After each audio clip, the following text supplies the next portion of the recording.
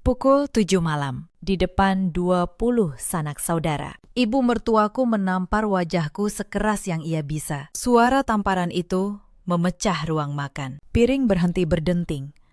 Semua mata menoleh, dan di tengah keheningan itu, ibu mertuaku tersenyum, seolah baru saja menang. Aku, Ayunda Prameswari, hanya duduk diam. Tanganku menekan pipi yang terbakar, telingaku berdenging. Ia berkata di depan semua orang bahwa aku menantu yang tidak berguna. Perempuan mandul yang hanya bisa menghabiskan uang keluarga Wibisono. Suamiku duduk di sebelahku. Ia menunduk. Ia diam. Tapi mereka semua tidak tahu satu hal. Malam itu, di dalam tasku, ada selembar hasil pemeriksaan dokter. Dan isi kertas itu akan meruntuhkan seluruh kesombongan keluarga ini, satu persatu, sampai tak ada yang tersisa. Halo, sahabat. Selamat datang kembali di kanal kita. Malam ini, aku akan menceritakan bagaimana sebuah tamparan di depan umum justru membangunkan perempuan yang selama 3 tahun memilih diam. Bagaimana kebenaran yang mereka kubur untuk menyalahkanku akhirnya berbalik dan menelan mereka sendiri. Kalau kalian percaya bahwa harga diri seorang perempuan tidak bisa ditampar sampai hilang, tekan tombol suka dan berlangganan. Karena akhir cerita ini tidak akan pernah kalian sangka. Namaku Ayunda Prameswari. Orang memanggilku Ayu. Umurku 29 tahun. 3 tahun lalu sebelum menikah. Aku seorang desainer grafis. Aku bekerja di sebuah studio kreatif di Jakarta. Aku pernah memenangkan penghargaan desain tingkat nasional. Aku punya nama. Aku punya karir. Aku punya penghasilan sendiri. Lalu aku menikah dengan Raka Wibisono. Dan aku melepas semuanya. Ibu mertuaku, Bu Hartati, mengatakan bahwa menantu keluarga Wibisono tidak perlu bekerja. Katanya, tugas seorang istri adalah mengurus rumah, melayani suami, dan memberi keturunan. Katanya, perempuan yang sibuk berkarir adalah perempuan yang tidak tahu prioritas. Saat itu aku pikir, mungkin ia benar. Mungkin cinta memang menuntut pengorbanan. Maka, aku menyerahkan kartu namaku, laptop desainku, dan seluruh mimpiku ke dalam laci. Aku kunci laci itu. Aku pikir aku sedang membangun sebuah keluarga. Ternyata, aku hanya sedang menggali kuburku sendiri. Aku bukan perempuan yang mudah dijatuhkan. Tapi, selama 3 tahun, aku memilih merendahkan diriku sendiri demi satu kata. Keluarga. Aku tidak tahu. Kata itulah yang akan mereka pakai untuk menikamku. Keluarga Wibisono tinggal di sebuah rumah besar di kawasan Menteng. Rumah 2 lantai dengan pagar tinggi dan taman yang luas. Dari luar, rumah itu terlihat seperti gambaran keluarga terpandang yang bahagia. Di dalamnya, aku belajar apa arti kesepian di tengah keramaian. Ada ibu mertuaku, Bu Hartati, 60 tahun. Sejak bapak mertua meninggal 5 tahun lalu, ia memegang seluruh kendali rumah ini. Setiap keputusan, setiap uang belanja, setiap suara di meja makan harus lewat dia. Ada kakak iparku, Nita, istri dari kakak sulung Raka. Nita adalah menantu kesayangan. Ia pandai bicara, pandai memuji, pandai memasang wajah manis di depan ibu mertua. Di depanku, senyumnya selalu berbeda. Ada Mas Gilang, kakak sulung Raka, suami Nita. Pria yang paling perhitungan di keluarga ini. Setiap katanya diukur, setiap tindakannya ada maksudnya. Dan ada suamiku, Raka, anak bungsu. Pria yang dulu kucintai karena kelembutannya. Pria yang kusadari terlambat. Tidak pernah berani berdiri melawan ibunya. Aku pindah ke rumah ini dengan 1 koper dan hati yang penuh harapan. Hari pertama, Bu Hartati menyerahkan sebuah daftar. Daftar tugas harian. Bangun jam 4 pagi. Menyiapkan sarapan seluruh keluarga. Membersihkan rumah 2 lantai. Mencuci. Menyetrika.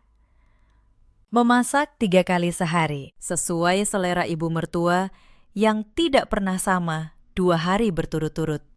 Aku pikir itu wajar. Aku menantu baru. Aku ingin membuktikan diri. Tapi ada satu hal yang tidak pernah kupahami. Di rumah ini ada asisten rumah tangga. Namanya Bu Sari. Perempuan baik yang sudah bekerja belasan tahun. Namun, sejak aku datang, tugas Bu Sari dikurangi. Katanya, untuk apa membayar pembantu kalau sudah ada menantu? Aku baru mengerti kalimat itu. Bertahun-tahun kemudian, bulan-bulan pertama, aku menahan semuanya. Kritik tentang masakanku yang katanya terlalu asin. Sindiran tentang caraku menyapu yang katanya tidak bersih. Perbandingan dengan Nita yang katanya jauh lebih pandai mengurus rumah. Walaupun Nita tidak pernah sekalipun menyentuh sapu di rumah ini. Aku menelan semuanya. Aku pikir kalau aku cukup sabar, kalau aku cukup baik, suatu hari mereka akan menerimaku. Aku salah. Kesabaran di rumah ini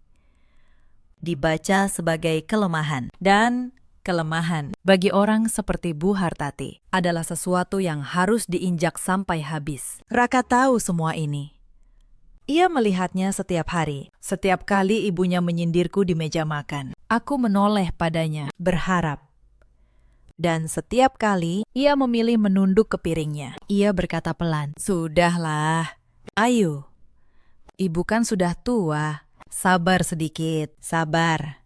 Selalu aku yang harus sabar. Tidak pernah mereka yang harus berhenti." Aku ingat satu malam, di tahun pertama. Aku menangis di kamar mandi, menutup mulutku dengan handuk supaya tidak terdengar. Raka mengetuk pintu. Ia bertanya, "Apakah aku baik-baik saja?" Aku menjawab, "Ya, aku baik-baik saja." Aku berbohong, dan ia memilih percaya pada kebohongan itu. Karena kebenaran terlalu merepotkan untuknya. Malam itu, aku tidak marah. Aku hanya merasa dingin. Untuk pertama kalinya, aku bertanya pada diriku sendiri, perempuan macam apa aku ini? Sampai rela menghilang perlahan-lahan, hanya supaya orang lain merasa nyaman. Aku belum punya jawabannya waktu itu. Tapi pertanyaan itu sekali muncul, tidak pernah benar-benar pergi. Tahun kedua, tekanan itu berubah bentuk. Dari soal rumah menjadi soal anak. Bu Hartati mulai bertanya setiap minggu, kadang setiap hari, kapan aku hamil? Kapan ia akan menimang cucu dari anak bungsunya? Awalnya pertanyaan, lalu menjadi tuntutan, lalu menjadi tuduhan. Sudah 2 tahun menikah, perut masih rata saja, katanya suatu pagi, sambil menatap perutku seolah itu barang cacat. Perempuan itu gunanya untuk meneruskan keturunan. Ayo, kalau tidak bisa, untuk apa? Aku menunduk.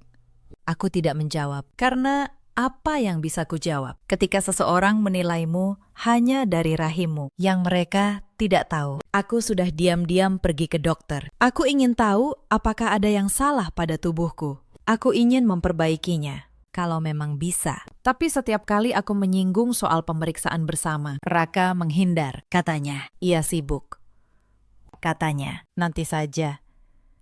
Katanya, pasti tidak ada apa-apa dengannya. Aku menuruti. Lagi-lagi, aku menuruti.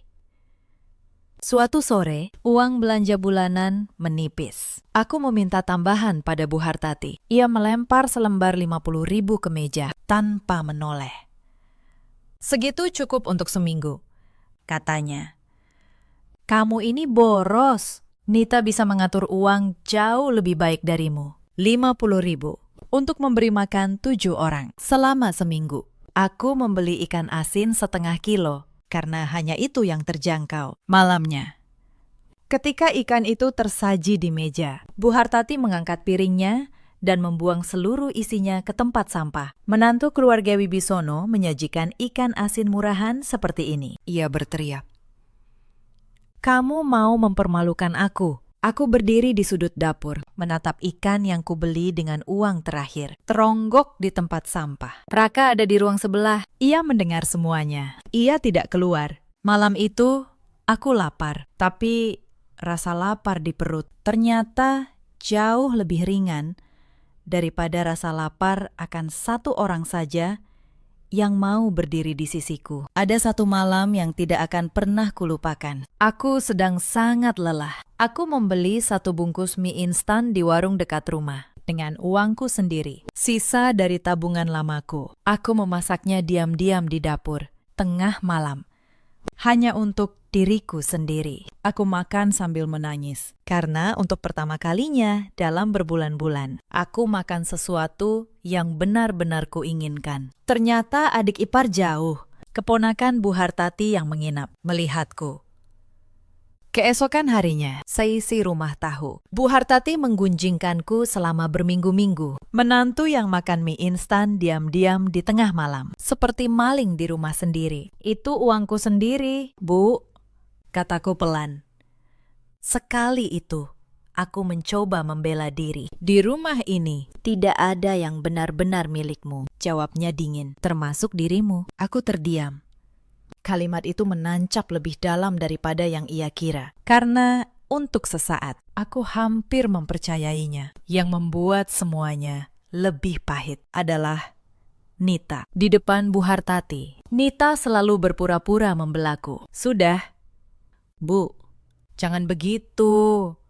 Ayu kan masih belajar. Kalimatnya terdengar manis, tapi sudut bibirnya selalu melengkung, membentuk senyum yang hanya bisa kubaca. Setiap kali ia membelaku, ia justru menambah bahan bakar. Ia mengingatkan Bu Hartati pada semua kekuranganku dengan kedok kebaikan. Nita tidak pernah mengangkat sapu. Nita tidak pernah memasak. Nita datang ke rumah ini setiap akhir pekan, hanya untuk difoto bersama Bu Hartati. Foto itu lalu diunggah ke media sosial. Keterangannya selalu sama, tentang betapa akrabnya mertua dan menantu di keluarga Wibisono. Sementara aku yang membersihkan rumah tempat foto itu diambil, tidak pernah masuk ke dalam satu pun bingkai. Ada satu hari raya yang membuatku benar-benar mengerti posisiku di rumah ini. Lebaran tahun kedua, seluruh keluarga besar berkumpul di meja makan panjang. Aku memasak sejak subuh, opor, rendang, ketupat. Semuanya kubuat dengan tanganku sendiri. Ketika semua duduk, kursi di meja itu penuh. Nita duduk di sisi Bu Hartati dengan piring yang sudah diisikan untuknya. Aku berdiri, mencari tempat. Kamu makan di dapur saja. Ayo, kata Bu Hartati, tanpa menoleh. Meja ini untuk keluarga. Lagi pula, siapa yang akan mengantar makanan tambahan kalau kamu ikut duduk? Beberapa kerabat terdiam. Seorang tante membuka mulut, seolah ingin berkata sesuatu, lalu memilih menunduk ke piringnya. Aku berdiri di sana sejenak, dengan sendok sayur di tangan. Lalu, aku berbalik dan makan di dapur, sendirian. Di antara panci-panci kotor yang harus kucuci setelahnya, Raka ada di meja itu. Ia melihatku pergi ke dapur. Ia tidak berkata apa-apa. Malam itu, aku mengerti. Di rumah ini, aku bukan menantu. Aku pembantu yang kebetulan menikah dengan anak bungsu. Dan tidak ada yang menganggapnya salah. Puncak dari semua itu terjadi pada malam ulang tahun Bu Hartati. Malam yang membuatku, akhirnya, terbangun. Seluruh keluarga besar berkumpul. Lebih dari 20 orang. Om, tante, sepupu, keponakan. Semua hadir. Aku memasak sejak subuh. Aku menyiapkan meja. Aku melayani semua tamu, satu persatu, tanpa sempat duduk sekalipun. Di tengah makan malam, seorang tante bertanya, dengan nada penasaran yang dibuat-buat. Ayu ini sudah berapa tahun menikah? Kok belum ada tanda-tanda? Ruangan mendadak hening. Semua mata tertuju padaku. Dan Bu Hartati di kursi kepalanya meletakkan sendoknya. Ia menatapku dengan tatapan yang sudah lama ku kenal. Tatapan seseorang pemburu yang melihat mangsa. 3 tahun, katanya keras. Supaya semua orang dengar. 3 tahun. Dan rahimnya kosong. Aku sudah bilang dari awal, jangan ambil menantu yang sibuk memikirkan karir. Perempuan seperti ini, cantik di luar, tapi mandul di dalam. Beberapa tante menahan napas. Beberapa menunduk, malu untukku. Beberapa menatap dengan mata yang menikmati. Aku berdiri di sana, dengan nampan di tangan, mematung. Bu, suaraku keluar, entah dari mana. Mungkin sebaiknya kita periksa dulu sebelum menyimpulkan. Bisa jadi bukan dari pihakku, kalimat itu. Kalimat yang seharusnya wajar, kalimat yang hanya meminta keadilan. Itulah kalimat yang membuat tangannya melayang. Suara tamparan itu menggema. Pipiku terbakar. Nampan di tanganku hampir jatuh. Ruangan itu, yang tadinya penuh dengung obrolan, mendadak sunyi total. Bahkan suara jarum jatuh pun akan terdengar. Beraninya kamu menuduh anakku, Bu Hartati berteriak. Napasnya memburu. Anakku sempurna, kamu yang cacat. Kamu yang gagal jadi perempuan. Ia meraih tangan Nita. Menariknya, berdiri di sisinya, seolah memamerkan perbedaan. Lihat menantu sulungku. Beginilah seharusnya seorang perempuan. Bukan seperti kamu. Nita menunduk dengan anggun. Bu, jangan memuji berlebihan, katanya lirih. Tapi sudut bibirnya sekali lagi melengkung. Aku menyentuh pipiku yang panas. Aku mengangkat wajahku, dan aku menoleh pada Raka. Ia duduk di sana. Wajahnya pucat. Bibirnya terkatup rapat. Di matanya ada badai. Tapi ia tidak bergerak. Ia tidak bersuara. 3 detik. Aku memberinya 3 detik terakhir dari harapanku. Dan di detik ketiga, ketika percikan terakhir dalam diriku hampir padam, sesuatu di dalam dadaku berubah. Bukan patah. Justru sebaliknya, sesuatu mengeras. Sesuatu bangun. Aku meletakkan nampan itu di meja. Perlahan. Tanpa gemetar. Untuk pertama kalinya dalam 3 tahun. Aku menatap lurus ke mata ibu mertuaku. Dan aku tidak menunduk. Mereka semua tidak tahu. Di dalam tasku yang tergantung di sandaran kursi, ada amplop coklat dari rumah sakit. Hasil pemeriksaan yang kuambil sendiri seminggu lalu. Hasil yang belum kubuka bersama siapapun. Malam itu, mereka pikir mereka baru saja menghancurkanku. Yang sebenarnya terjadi, mereka baru saja menyalakan sesuatu yang tidak akan bisa mereka padamkan lagi. Yang mematahkan keheningan. Justru bukan aku. Raka berdiri. Kursinya menggeser ke belakang dengan suara kasar. Ia melangkah maju dan menempatkan tubuhnya di antara aku dan ibunya. Cukup, katanya. Suaranya rendah. Tapi di tengah keheningan itu, kata itu jatuh seperti batu. Bu Hartati terkejut. Ia tidak menyangka reaksi seperti ini dari anak bungsunya yang selama ini selalu menunduk. Raka, aku sedang mendidik istrimu. Tidak ada yang perlu mendidik istriku. Potong Raka. Mengucapkan setiap kata dengan hati-hati. Lalu ia berbalik ke arahku. Ia melihat pipiku yang merah. Dan mataku yang untuk pertama kalinya tidak menangis. Ia menarik napas dalam-dalam. Ia menatap seluruh keluarga yang hadir. Tante, Om, maaf. Acara makan malam ini selesai. Sampai di sini. Raka, jerit Bu Hartati. Kamu sudah gila. Semua orang ada di sini. Justru karena semua orang ada di sini, beberapa hal perlu dikatakan, jawab Raka. Dan suaranya menjadi sangat tenang, yang justru membuat semua orang merinding. Ibu selalu memuji menantu sulung. Baiklah, mulai hari ini, biar ibu tinggal bersama Mas Gilang dan Nita. Aku dan Ayu pindah malam ini juga. Kegemparan memenuhi ruangan. Rumah ini atas namaku, lanjut Raka. Mengabaikan teriakan. Bapak menuliskannya untukku sebelum meninggal. Tapi karena ibu jelas tidak bisa menghormati istriku di rumah ini, maka kami yang akan pergi. Ibu boleh tinggal di sini bersama siapapun yang ibu mau. Nita, yang tadi berdiri di samping Bu Hartati dengan bangga, kini wajahnya berubah pucat. Ia memeluk ibu mertuanya tadi untuk menunjukkan posisinya di depan kerabat. Dan sekarang, ibu itu menjadi bara panas di tangannya. Raka, kamu tega meninggalkan ibumu, suara Bu Hartati bergetar. Entah karena marah atau takut. Aku hanya meminta rasa hormat untuk istriku, jawab Raka. Dan ibu memilih untuk tidak memberikannya. Ia menggenggam tanganku dan menarikku menuju kamar. Di belakang kami, Bu Hartati berlari mengejar. Kalau kamu keluar dari pintu itu malam ini, lupakan kalau aku ini ibumu. Raka berhenti. Aku merasakan tubuhnya menegang. Aku tahu betapa ia menghargai ibunya. Aku tahu 3 detik keheningan tadi adalah pergulatan batinnya. Lalu, ia berbalik perlahan. Dan matanya menunjukkan tekad yang belum pernah kulihat sebelumnya. Ibu yang pertama kali memilih meninggalkan istriku. Bukan aku, katanya. Dan kalau aku harus memilih, aku memilih Ayu. Ia membawaku ke kamar dan menutup pintu. Dari luar, terdengar isak tangis Bu Hartati dan suara para kerabat yang mencoba menenangkannya. Di dalam kamar, Raka memelukku. Suaranya akhirnya bergetar. Maafkan aku. Seharusnya aku membelamu jauh lebih awal. Kamu sudah terlalu banyak menderita. Air mata yang kutahan bertahun-tahun akhirnya tumpah. Bukan karena pipiku sakit, tapi karena setelah 3 tahun.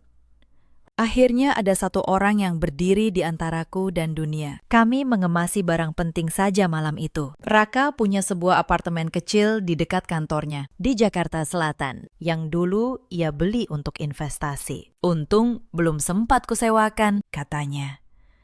Mencoba tersenyum. Sekarang jadi rumah kita. Ketika kami keluar dari kamar dengan koper di tangan, para kerabat masih di ruang tamu. Melihat kami, mereka semua terdiam. Bu Hartati duduk menangis. Nita berpura-pura menghiburnya, tapi sesekali melirik ke arah kami dengan tatapan yang sulit kubaca. Kami pergi, kata Raka tenang. Kunci rumah kutinggalkan di atas meja. Raka. Bu Hartati tiba-tiba berdiri. Kalau kamu pergi malam ini, mungkin kamu tidak akan pernah kembali lagi. Raka berhenti sejenak. Lalu ia berkata, Bu, rumah bukan hanya dinding. Rumah adalah tempat di mana ada cinta dan rasa hormat. Ketika ibu sudah belajar menghormati istriku, aku akan membawanya berkunjung. Sampai saat itu tiba, kami punya rumah kami sendiri. Ia menarikku keluar dari rumah tempat aku dipermalukan selama 3 tahun. Dan kami pergi tanpa menoleh ke belakang. Di dalam lift, ketika pintu tertutup, aku bersandar di dada Raka dan menangis sejadi-jadinya. Bukan lagi karena sakit, tapi karena untuk pertama kalinya aku merasa bebas. Apartemen itu kecil, 2 kamar, gaya minimalis. Terasa sedikit dingin karena lama tidak ditinggali. Tapi malam itu, ketika Raka menyalakan lampu dan cahaya kuning memenuhi ruangan, tempat sempit itu terasa lebih seperti rumah daripada rumah besar di Menteng yang baru saja kutinggalkan. Malam itu di kamar, aku mengeluarkan amplop coklat dari tasku. Raka, ada sesuatu yang harus kamu lihat. Aku pergi ke dokter minggu lalu. Aku ingin tahu, apa benar masalahnya ada padaku? Wajahnya menegang. Ayu, kamu tidak perlu membuktikan apapun. Aku tahu, kataku. Tapi aku ingin kita berdua tahu kebenarannya. Bersama, untuk kita, bukan untuk mereka. Aku membuka amplop itu, tapi malam itu kami sepakat untuk tidak membacanya dulu. Kami ingin memulai hidup baru dengan tenang lebih dahulu, sebelum menghadapi apapun yang tertulis di dalamnya. Aku menyimpannya kembali di laci. Aku tidak tahu kertas itu akan menjadi kunci dari segalanya. Keesokan paginya, badai keluarga Wibisono dimulai. Sahabatku dari kampus, Diandra, menelponku dengan panik. Ayu, akhirnya kamu angkat juga. Aku sudah dengar semuanya. Drama keluargamu sudah menyebar ke seluruh grup alumni. Aku terkejut. Bagaimana bisa menyebar secepat itu? Nita, jawab Dian dengan geram. Kakak iparmu itu memasang status di media sosial. Dia menulis panjang lebar tentang bagaimana beberapa menantu tidak tahu menghormati orang tua. Sampai suami harus memilih antara istri dan ibu kandungnya. Dia menambahkan, foto dia sedang memeluk Bu Hartati dengan keterangan tentang menantu sejati yang tahu diri. Dadaku mencelos. Tentu saja, Nita tidak akan melewatkan satu kesempatan pun untuk memutarbalikkan cerita, menjadikan dirinya pahlawan dan aku penjahatnya. Belum sempat aku menutup telepon, bel apartemen berbunyi. Aku melihat dari lubang pintu. Mas Gilang berdiri dengan sekantong makanan dan senyum lebar. Ibu mengirim makanan. Katanya begitu. Pintu terbuka. Masuk seolah tidak terjadi apa-apa semalam. Ibu bangun subuh-subuh, khusus memasak sup kesukaan Raka. Ibu menyesal. Katanya, Aku menatap sup itu, dan aku tersenyum dingin di dalam hati. Hukuman dulu, baru hadiah.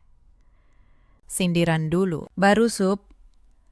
Gaya klasik Bu Hartati yang sudah 3 tahun kuhafal. Mas Gilang, kata Raka, tidak menyentuh makanan itu. Kalau ada yang mau dikatakan, katakan langsung. Mas Gilang menghela napas. Ia menggosok-gosok tangannya, gerakan yang selalu ia lakukan ketika sedang menghitung untung rugi. Raka, ibu sudah tua, temperamennya memang buruk, tapi dia ibu kita. Apa susahnya sedikit lebih pengertian? Apa ibu pernah menunjukkan pengertian pada Ayu? Balas Raka tenang. 3 tahun. Mas, kamu lihat semuanya. Kemarin ibu menampar Ayu di depan semua kerabat dan menyebutnya mandul. Kalau kemarin yang ditampar itu Nita, apa Mas masih bisa bilang sedikit lebih pengertian? Mas Gilang tidak bisa menjawab. Aku tahu apa yang sebenarnya Mas takutkan, lanjut Raka. Mas takut ibu benar-benar pindah ke rumah Mas. Mas takut pekerjaan bertambah. Mas takut Nita tidak senang. Jadi Mas datang. Bukan untuk minta maaf, mewakili ibu. Mas datang untuk mendorong ibu kembali ke pundakku. Wajah Mas Gilang berubah. Tebakan Raka tepat sasaran. Jangan khawatir, kata Raka. Aku akan mengirim uang untuk kebutuhan ibu tepat waktu, setiap bulan. Kalau ibu sakit, aku bayar bagianku. Tapi ibu tidak akan tinggal bersama kami. Ini keputusan terakhir. Mas Gilang membuka mulut, lalu menutupnya lagi. Di pintu. Sebelum pergi, ia berbalik.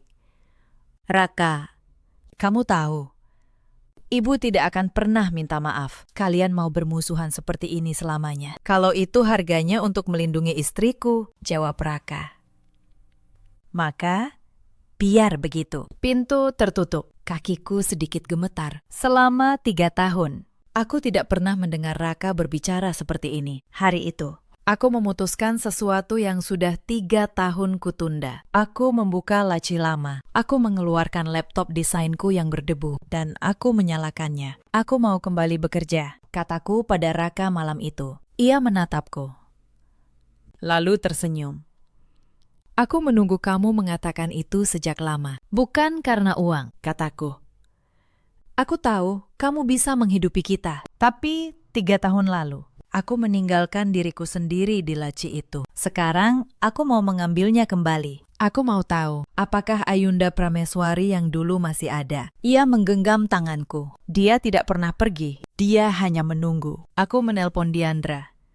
Dian sekarang menjabat sebagai Creative Director di sebuah agensi ternama. Dulu, ketika aku memutuskan berhenti bekerja demi menikah, Dian menyebutku bodoh karena cinta. Ia bilang, aku akan menyesal. Ia benar. Tapi, hari ini, aku tidak menelpon untuk mendengar. Sudah kubilang, Dayan, aku mau kembali. Tapi ada jeda 3 tahun di riwayat kerjaku. Bisakah kamu bantu aku? Tentu saja.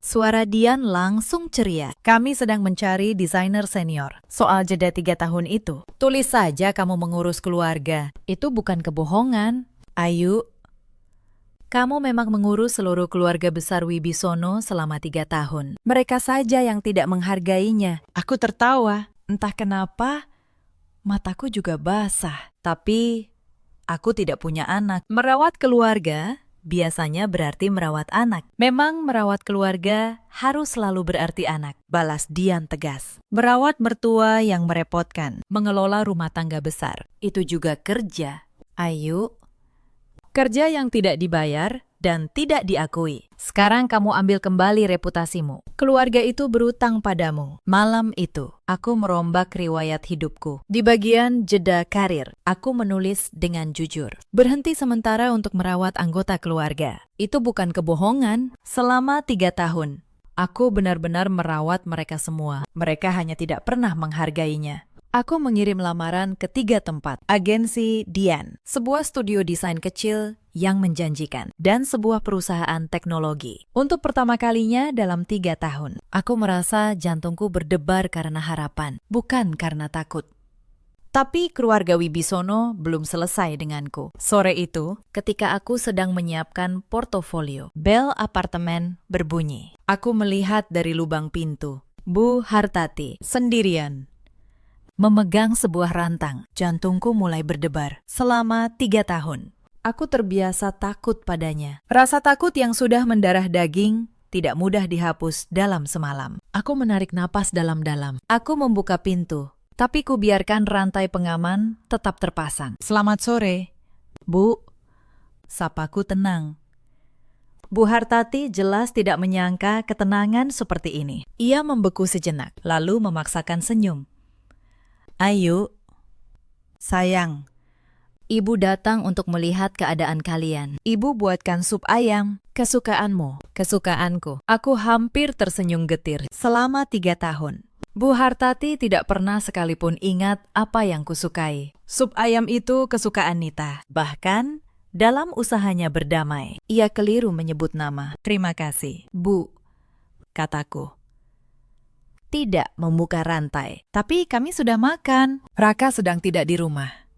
Ada perlu apa? Senyum Bu Hartati mulai kaku. Ayu, Ibu mengakui. Ibu salah kemarin. Seharusnya, Ibu tidak mengangkat tangan. Kita kan keluarga. Pulanglah.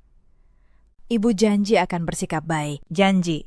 Aku sudah mendengar janji ini berkali-kali. Selama 3 tahun. Bu, kataku dengan nada datar, tanpa emosi. Kalau Ibu benar-benar mengakui kesalahan, katakan langsung pada Raka. Soal kembali, kami tidak berencana untuk saat ini. Wajah Bu Hartati berubah. Suaranya meninggi. Ayu, apa kamu tidak punya hati? Aku sudah setua ini. Dan kamu ingin Raka memutuskan hubungan denganku. Kamu juga perempuan. Suatu hari, kamu juga akan jadi ibu mertua. Apa kamu tidak bisa mengerti aku? Pemerasan emosional, senjata terakhir yang selalu ia pakai. Aku menatap lurus ke matanya. Bu, selama 3 tahun, aku sudah mencoba mengerti ibu. Aku mengerti kesepian ibu setelah bapak meninggal. Aku mengerti harapan ibu pada anak bungsu. Aku mengerti semua kritik dan tuntutan ibu. Tapi, apakah ibu pernah, sekali saja, mencoba mengerti aku? Pernahkah ibu bertanya bagaimana rasanya menjadi orang asing yang masuk ke keluarga ini dan berusaha mati-matian untuk diterima? Bu Hartati tidak bisa menjawab. Tamparan kemarin,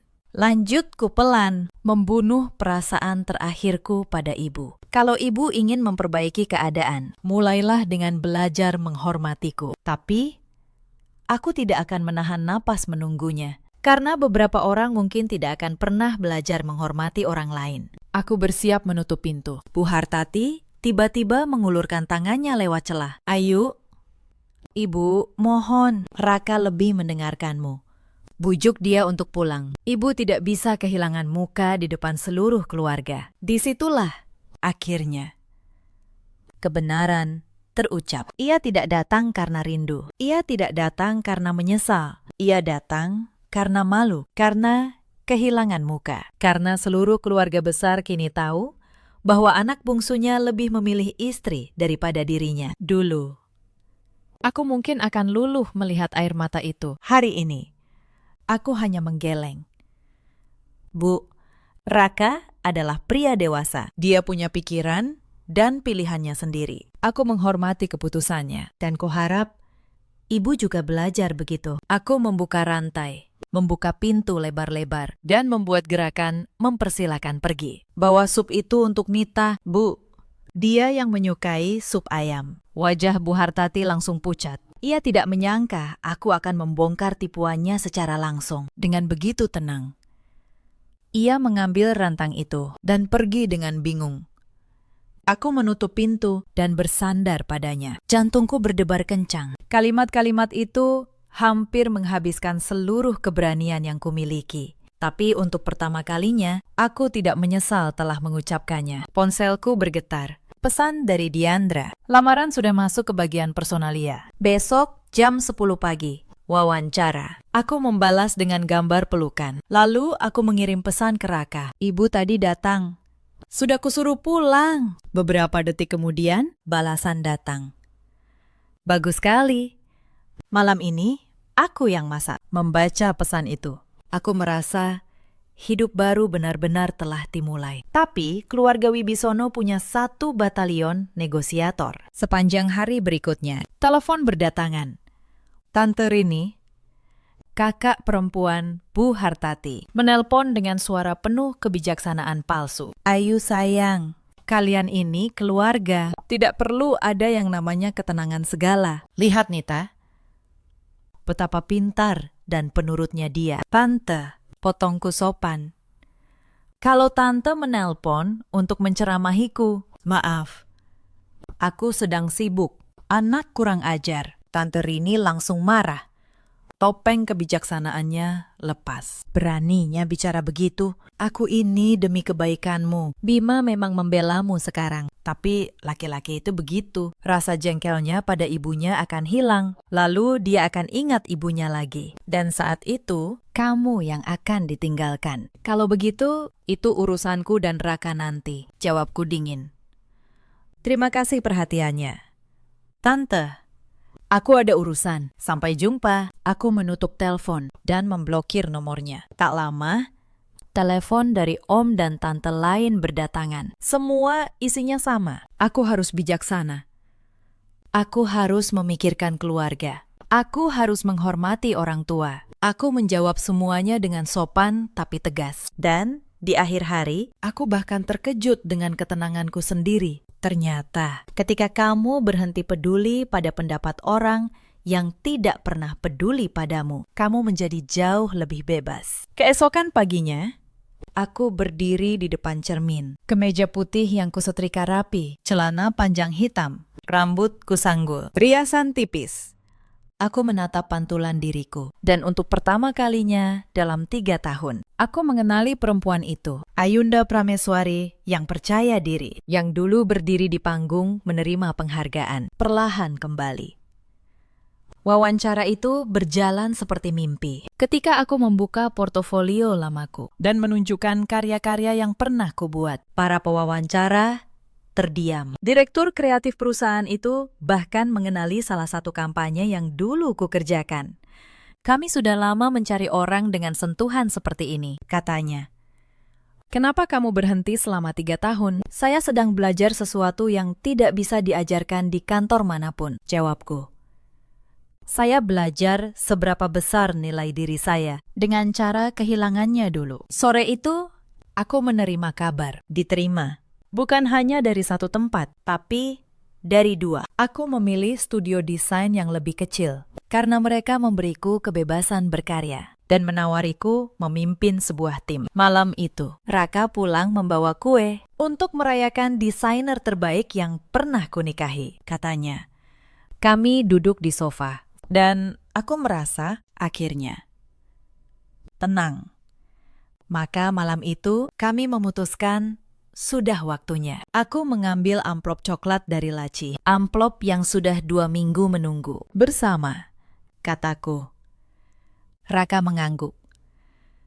Aku membuka amplop itu. Aku mengeluarkan lembaran hasilnya. Kami membacanya bersama. Di bawah cahaya lampu. Ada 2 lembar. Lembar pertama, hasil pemeriksaanku. Aku menahan napas saat membacanya. Normal. Semuanya normal. Tidak ada kelainan apapun pada tubuhku. Rahimku sehat. Aku sama sekali tidak mandul. Aku menutup mulutku dengan tangan. 3 tahun. 3 tahun aku dituduh, dihina, ditampar, disebut ayam mandul di depan puluhan orang. Dan selama ini tidak ada yang salah denganku. Lalu, aku membaca lembar kedua. Minggu sebelum aku mengambil hasil ini, aku sempat memohon pada Raka untuk ikut memeriksakan diri. Untuk pertama kalinya, ia setuju. Ia pergi diam-diam karena malu. Aku bahkan hampir lupa ia melakukannya. Lembar kedua adalah hasil pemeriksaan Raka. Ketika aku membacanya, tanganku gemetar. Bukan karena marah, tapi karena ironi yang begitu besar, sampai hampir terasa seperti lelucon. Masalahnya ada pada Raka. Selama ini, kemungkinan kami sulit memiliki anak. Bukan karena aku, melainkan karena kondisi pada dirinya. Kondisi yang, kata dokter, sebenarnya masih bisa diusahakan dengan pengobatan, tapi tetap, bukan berasal dariku. Ruangan itu hening. Raka menatap kertas di tangannya. Wajahnya pucat. Jadi, bisiknya. Suaranya nyaris tak terdengar. Selama ini, yang disebut ayam mandul oleh ibuku. Bukan kamu. Aku tidak berkata apa-apa. Aku hanya meraih tangannya. Ia menunduk. Bahunya bergetar.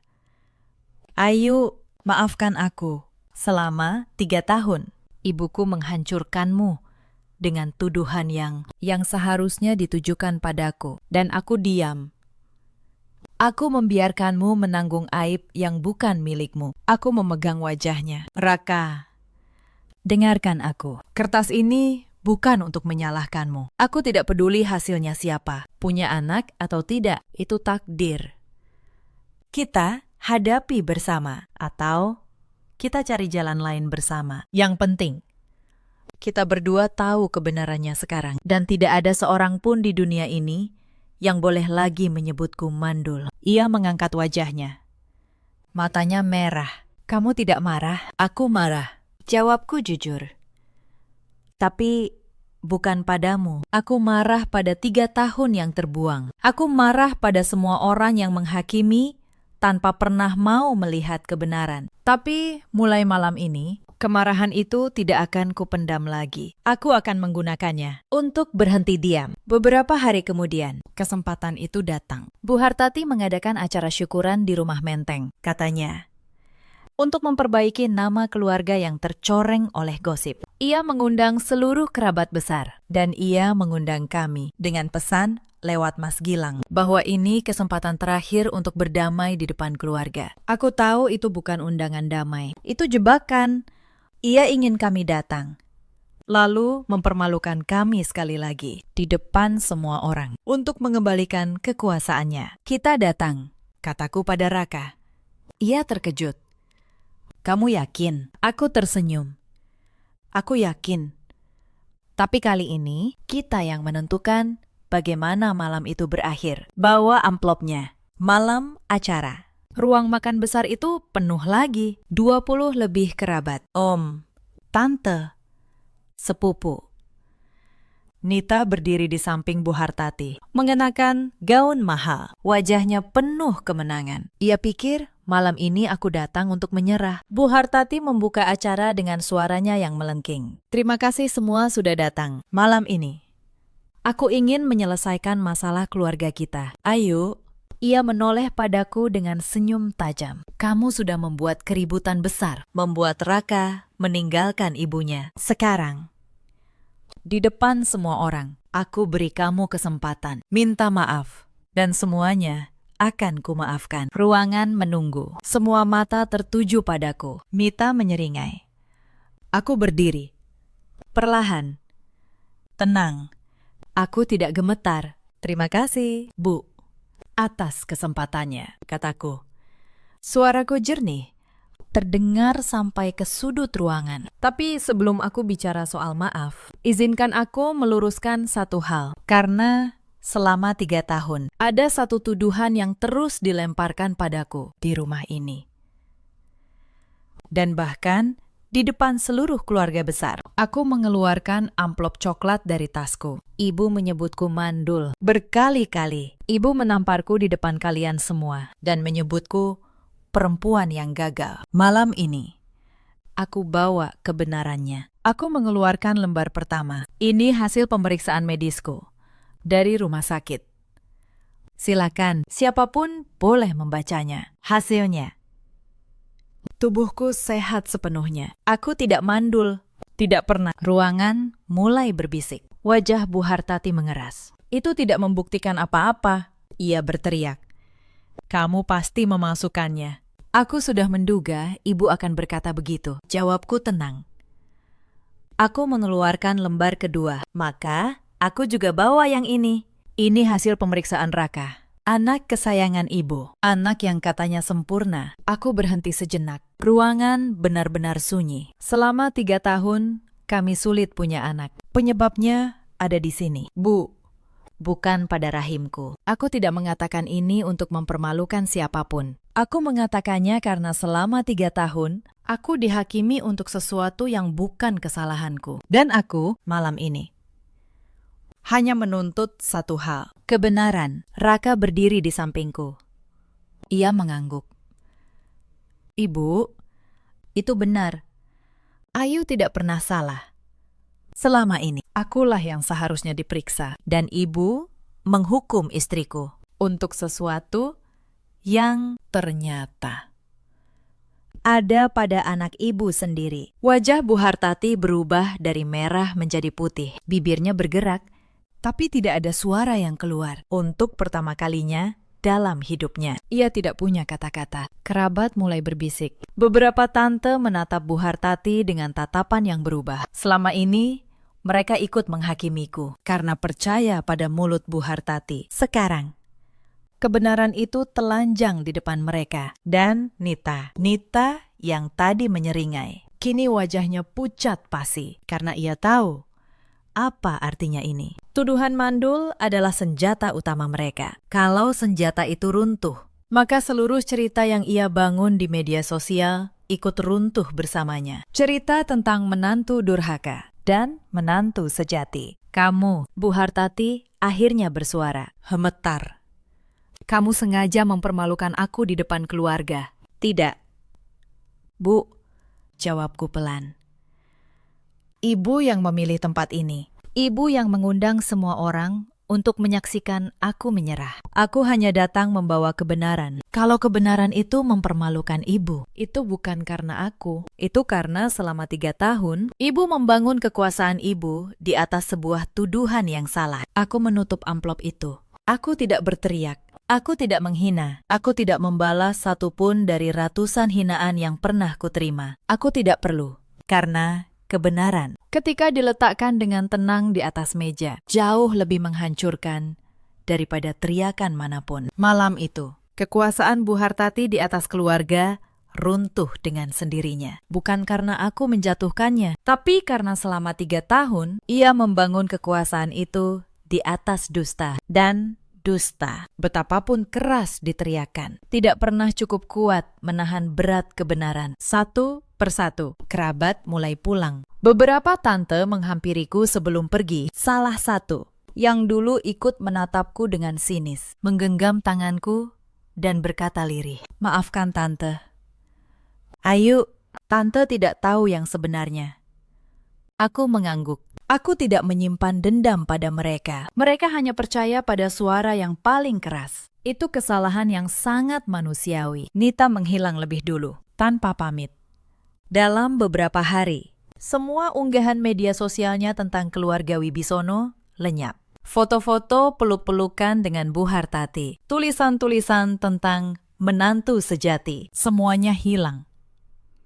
Karena panggung yang ia bangun untuk menjatuhkanku, kini menjadi cermin yang memantulkan wajahnya sendiri. Mas Gilang, yang selalu menghitung untung rugi, akhirnya menyadari bahwa Bu Hartati kini benar-benar menjadi tanggung jawab di pundaknya. Ibu yang ia dorong ke pundak Raka, kembali ke rumahnya sendiri. Ironi yang kurasa mengajarinya sesuatu. Dan Bu Hartati, aku tidak menemuinya lagi selama berbulan-bulan. Kabarnya, ia menjadi lebih pendiam. Kehilangan wibawa di depan keluarga besar adalah hukuman yang jauh lebih berat baginya daripada apapun yang bisa kuucapkan. Aku tidak merayakan kejatuhannya. Aku belajar di titik itu bahwa membalas dendam dengan menghancurkan seseorang hanya akan membuatku menjadi seperti dia, dan aku tidak mau menjadi seperti dia. Beberapa bulan berlalu, karirnya di studio desain berkembang pesat.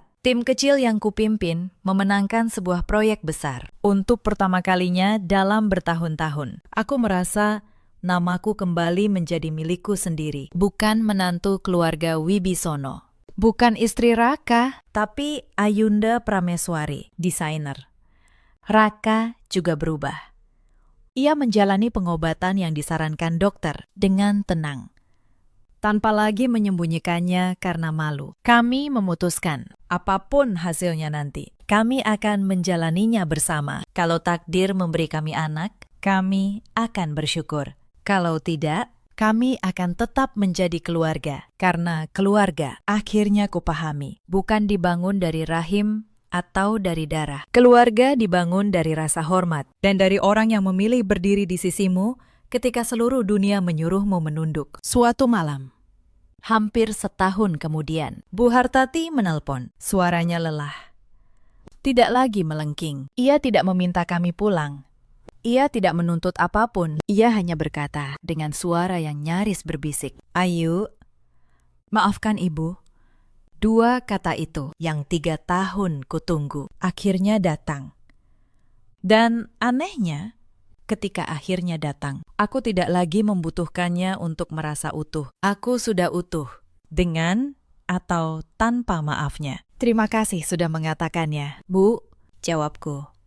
Aku menerima maaf, Ibu. Bukan karena aku melupakan apa yang terjadi, tapi karena aku tidak mau membawa luka itu seumur hidupku. Aku memilih untuk melepaskannya, supaya aku bisa maju. Kami tidak menjadi dekat setelah itu. Beberapa luka tidak sembuh menjadi seperti tidak pernah ada. Tapi kami belajar untuk saling menghormati dari jarak yang sehat. Dan itu, bagiku, sudah cukup.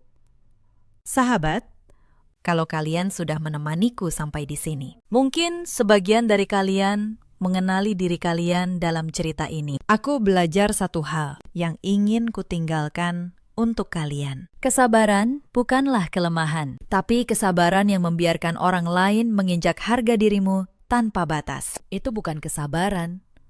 Itu adalah kehilangan diri yang perlahan. Menghormati orang tua itu benar, tapi menghormati tidak pernah berarti menghancurkan dirimu sendiri. Harga diri seorang perempuan tidak bisa ditampar sampai hilang. Ia hanya bisa tertidur ketika kita terlalu lama memilih diam. Dan kadang dibutuhkan satu tamparan, satu penghinaan terakhir untuk membangunkannya kembali. Di luar sana, ada banyak perempuan yang sedang berada di posisiku dulu, yang setiap hari mengecilkan diri, supaya orang lain merasa besar, yang menelan hinaan, karena takut disebut menantu durhaka. Kalau kamu salah satunya, aku ingin kamu tahu, kamu tidak sendirian, dan diammu bukanlah takdirmu. Ada juga banyak suami seperti Raka dulu, yang memilih menunduk demi menghindari keributan, tanpa sadar bahwa diamnya adalah pengkhianatan yang paling menyakitkan. Semoga mereka belajar, seperti Raka,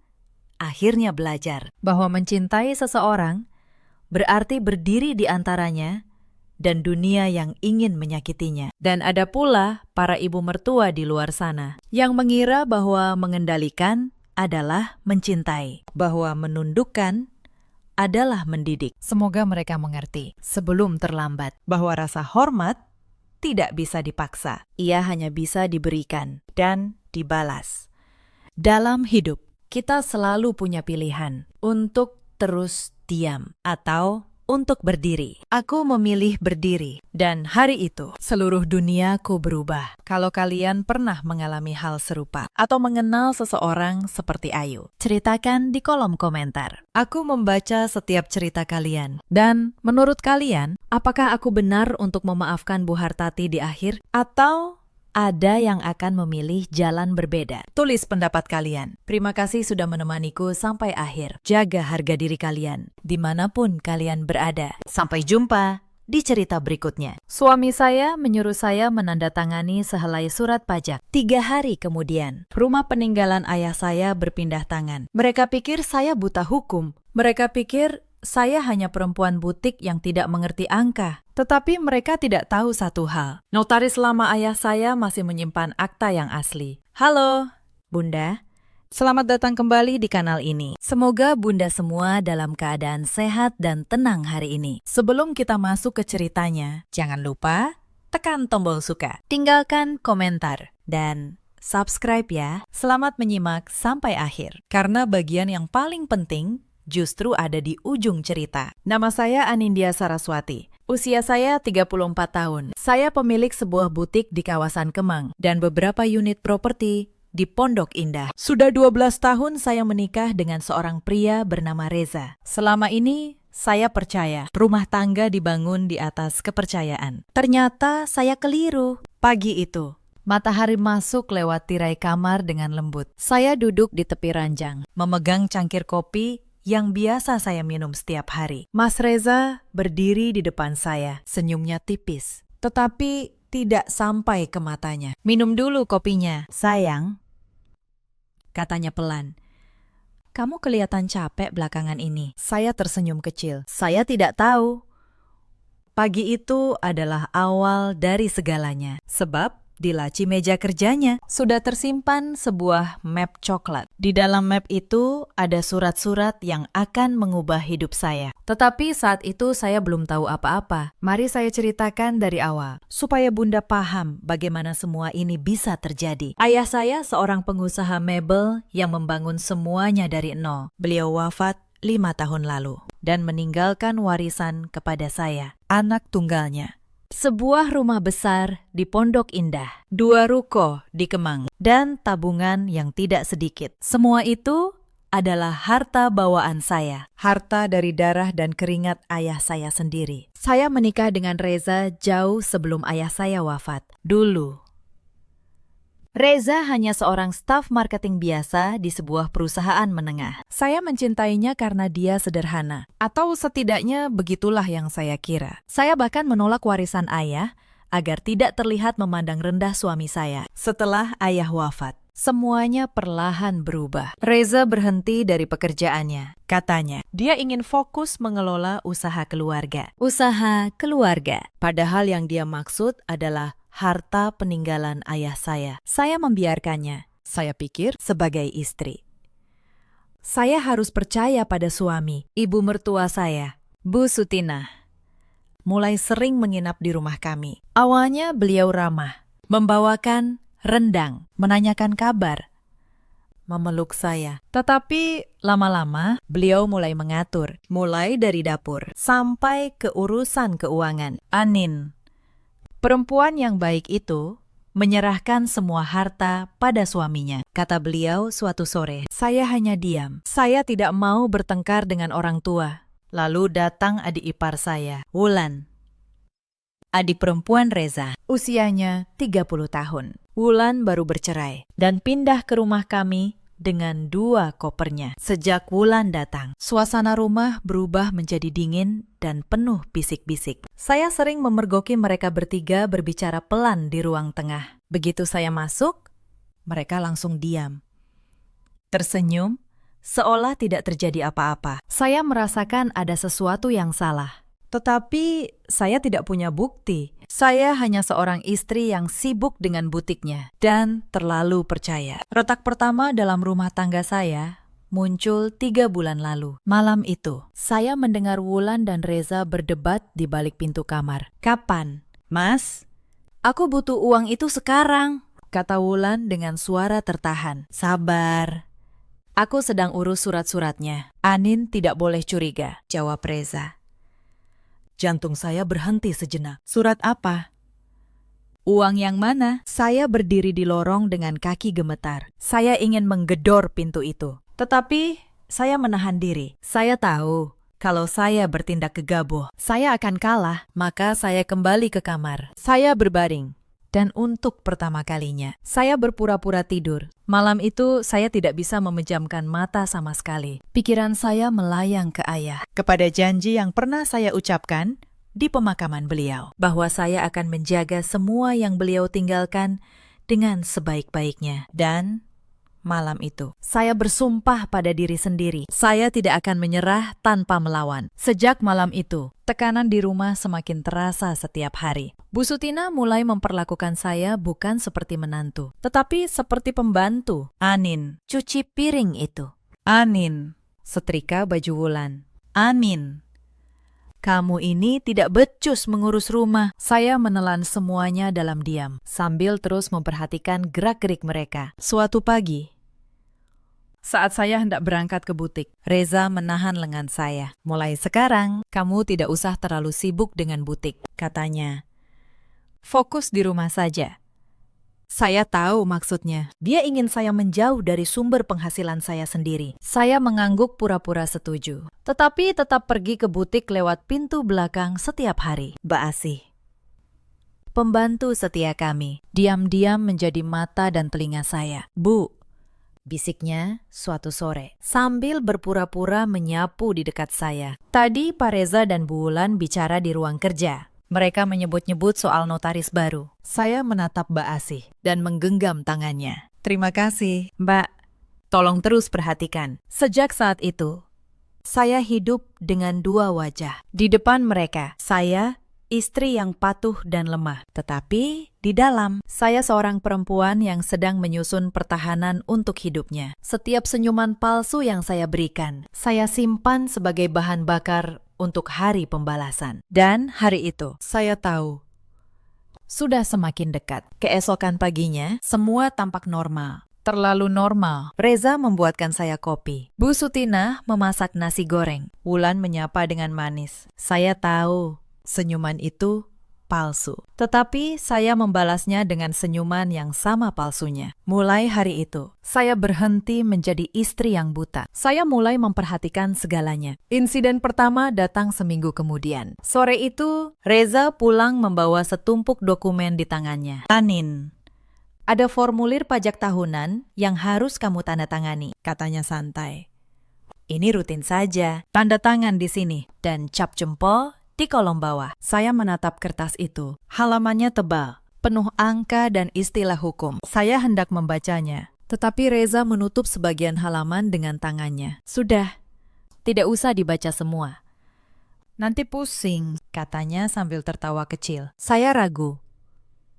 Tetapi karena dia suami saya menurut. Saya tanda tangan. Saya cap jempol. Saat itu saya tidak tahu. Saya baru saja menandatangani jurang untuk diri saya sendiri. Reza langsung mengambil dokumen itu, lalu memasukkannya ke dalam map coklat. Map yang sama, yang selama ini tersimpan rapi di laci meja kerjanya. Malam itu, dia tidur dengan lelap. Sementara saya, entah kenapa, merasa gelisah.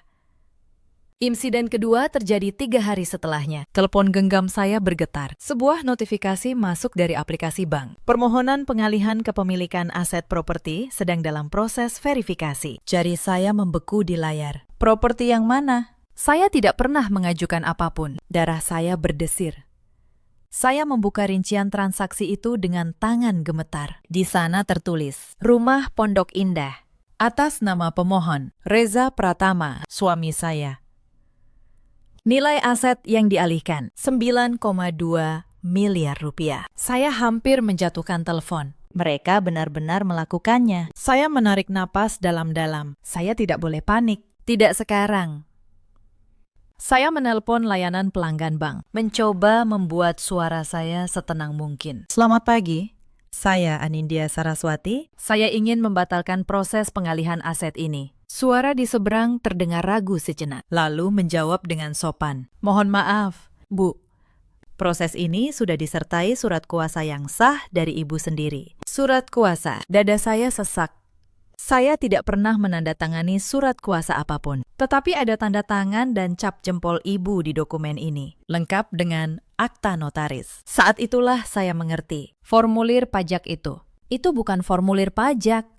Itu adalah insiden ketiga dan yang paling menghancurkan. Saya teringat malam ketika Reza menutup sebagian halaman dengan tangannya. Di balik halaman yang dia tutup, tersembunyi surat kuasa pengalihan seluruh harta saya. Mereka memanfaatkan kepercayaan saya. Mereka menjadikan tanda tangan saya sebagai senjata. Saya menutup telepon. Tangan saya dingin, tetapi kepala saya mulai jernih. Menangis tidak akan mengembalikan rumah ayah saya. Yang saya butuhkan adalah bukti. Saya tahu satu hal yang tidak mereka ketahui. Setiap akta punya catatan aslinya, dan catatan asli itu tidak tersimpan di laci Reza. Malam itu, saya tak tahu di mana harus mulai. Insiden keempat terjadi saat makan malam keluarga. Wulan datang ke meja dengan wajah berseri, memamerkan map biru di tangannya. Mas, akta rukonya sudah jadi, katanya.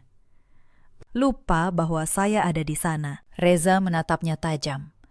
Tetapi sudah terlambat. Saya mendengar semuanya. Ruko yang mana? Wulan, tanya saya. Berpura-pura tidak mengerti. Wulan tergagap. Bukan apa-apa. Mbak, cuma surat usaha biasa. Bu Sutina cepat-cepat menimpali. Sudah, Makan saja. Jangan banyak tanya soal bisnis suami. Saya mengangguk pelan. Di dalam hati, saya mencatat satu nama lagi yang ikut bermain. Wulan.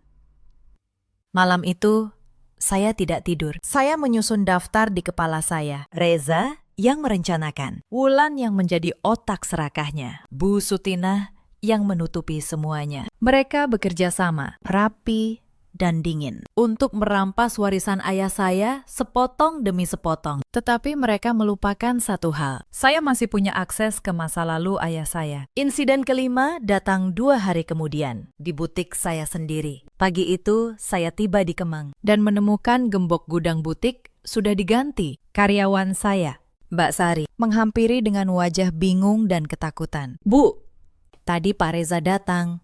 Katanya gudang mau diaudit. Kunci lama diganti semua. Saya menggenggam tas saya erat-erat. Gudang itu menyimpan seluruh stok dan pembukuan butik. Mereka mulai memutus saya dari sumber penghasilan saya sendiri. Langkah demi langkah. Mereka ingin membuat saya tak berdaya, tak punya uang, tak punya rumah. Supaya ketika saya akhirnya tahu, saya sudah terlalu lemah untuk melawan. Tetapi mereka salah menilai saya. Saya bukan perempuan yang mudah dijatuhkan. Saya memanggil tukang kunci, membuka gudang itu di depan saksi, dan memotret seluruh isinya. Lalu saya memindahkan seluruh pembukuan asli butik ke tempat yang hanya saya yang tahu. Kalau mereka ingin bermain dengan dokumen, saya akan bermain lebih rapi dari mereka. Insiden keenam adalah yang paling menyakitkan hati saya. Malam itu, Bu Sutinah memanggil saya ke ruang tengah. Reza dan Wulan duduk di sampingnya. Anin,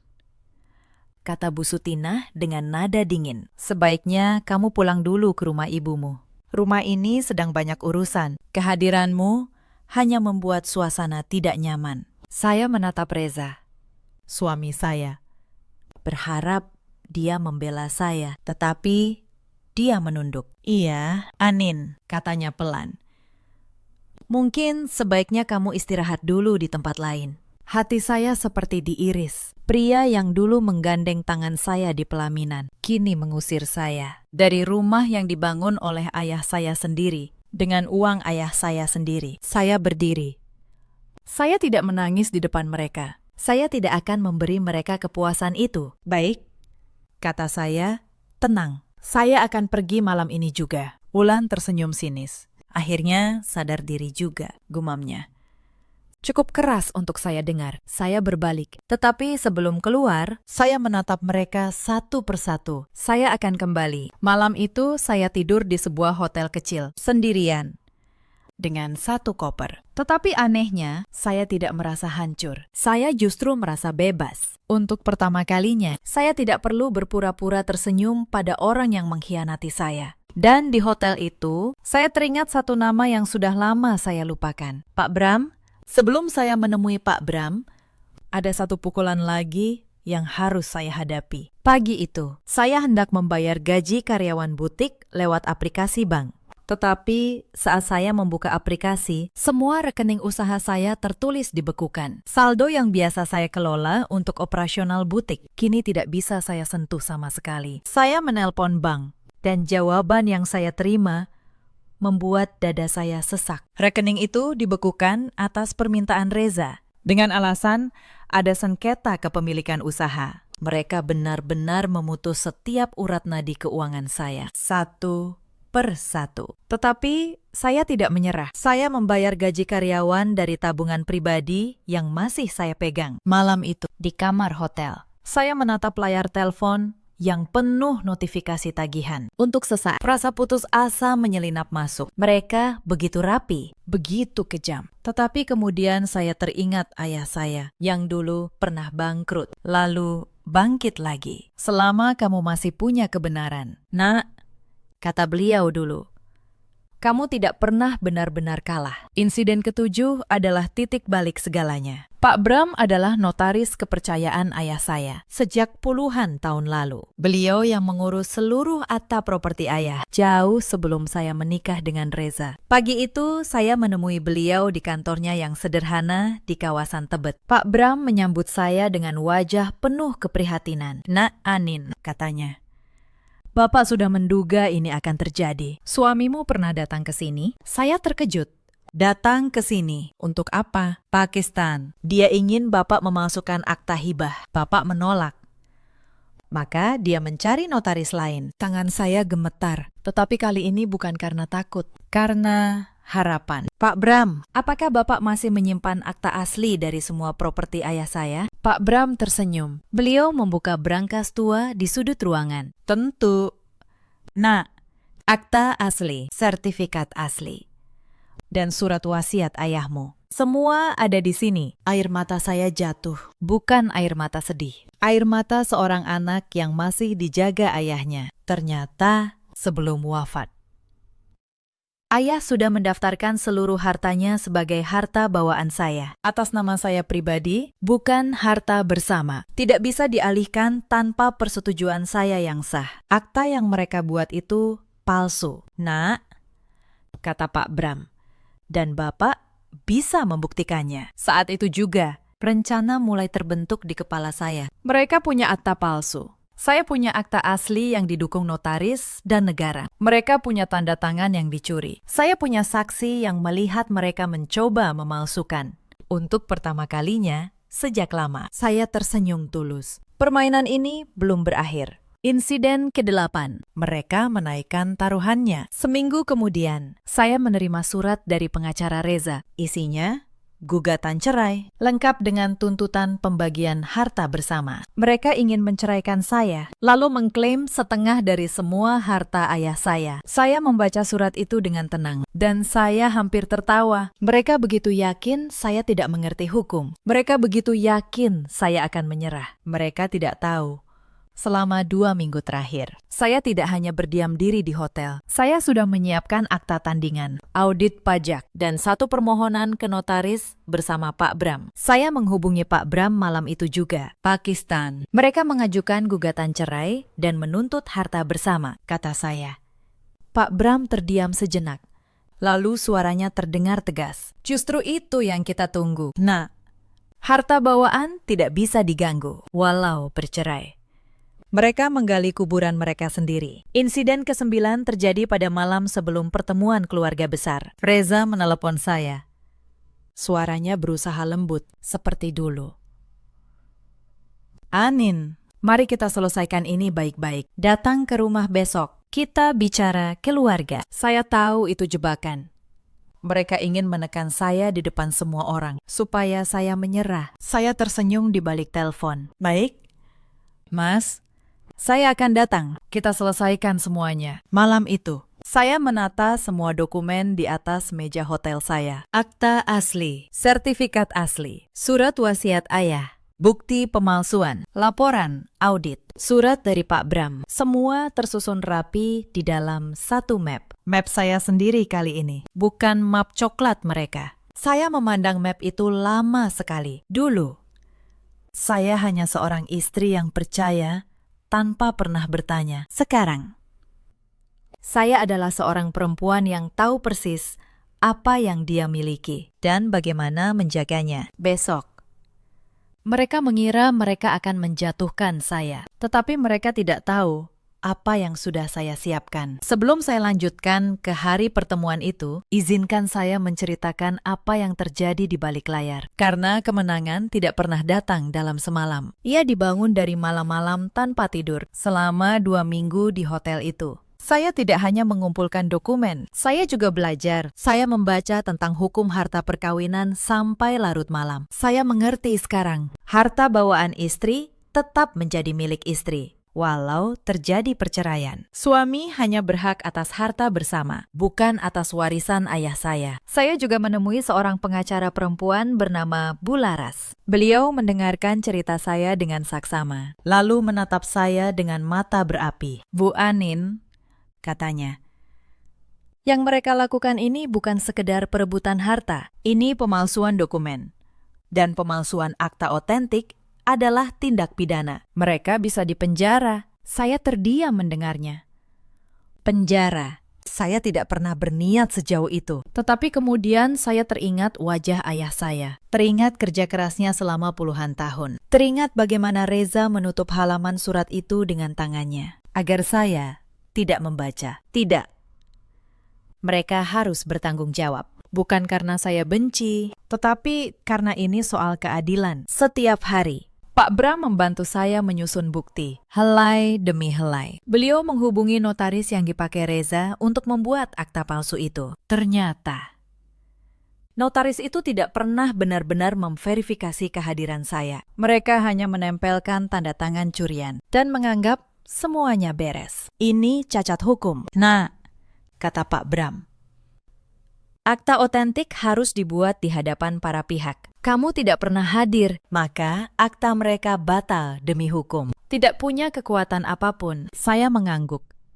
Setiap kata beliau seperti menambah satu batu bata di benteng saya. Mereka membangun istana di atas pasir, dan saya tahu persis di mana letak fondasinya yang rapuh. Sementara itu, di rumah Pondok Indah, mereka terus bergerak.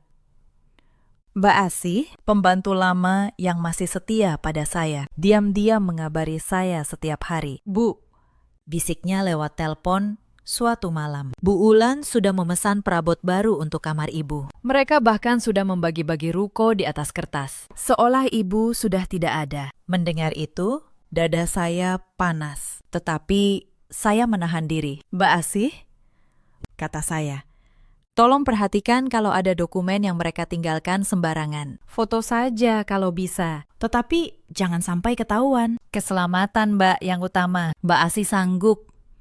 Dan dari beliau, saya mendapat satu bukti terakhir yang sangat berharga. Suatu sore, Mbak Asih mengirimkan foto sebuah dokumen di meja makan. Itu adalah catatan tulisan tangan Wulan. Daftar pembagian harta saya, lengkap dengan angka. Rumah untuk Reza, satu ruko untuk Bu Sutina, satu ruko, dan mobil untuk Wulan sendiri. Di bawahnya tertulis satu kalimat yang membuat saya merinding. Anin tidak akan tahu apa-apa. Saya menyimpan foto itu baik-baik. Itu adalah bukti niat mereka. Hitam di atas putih. Sekarang saya punya semuanya. Akta asli, surat wasiat, bukti pemalsuan, bukti niat jahat. Saya tinggal menunggu panggung yang tepat untuk membongkar semuanya. Dan panggung itu, mereka sendiri yang menyiapkannya. Pertemuan keluarga besar esok hari. Malam terakhir di hotel. Saya menelepon Pak Bram untuk memastikan semuanya siap. Pakistan, besok Bapak bisa hadir di rumah Pondok Indah, tanya saya.